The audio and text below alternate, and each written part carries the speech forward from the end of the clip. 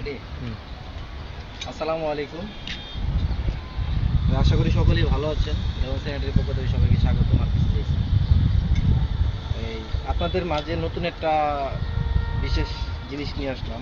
এটা হচ্ছে আমাদের এই 2 ইঞ্চি এসএস পাইপের সাথে আমরা একটা এসএস রড ঝালাই করে দিয়েছি। এটা কিসের কাজের জন্য আমরা ব্যবহার করবো সেটা আপনাদের মাঝে তুলে ধরবো আজকে।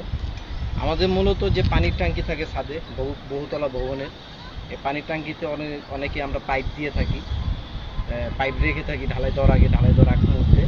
তখন আমরা কী করি, অনেকে কী করি, ডাইরেক্ট পাইপ দিয়ে দিই। ডাইরেক্ট পাইপ দেওয়া যাবে না। মূলত সঠিক নিয়ম হচ্ছে এরকম একটা টাকিন দিয়ে একটা শর্ট পিস বানিয়ে নেবেন। তাহলে কি এটা রডের সাথে যে ঢালাইটা দিবে বা যে গাঁথনির সাথে, ঠিক আছে, ওটা বান দিয়ে দিতে পারবেন। যখন ভবিষ্যতে আপনি এখানে ঢালাই শেষে যখন এটা টাইট দিবেন, রেঞ্জ দিয়ে টাইট দিবেন, তখন কি আপনি পাইপটা ঘোরার কি সম্ভাবনা খুব কম থাকবে।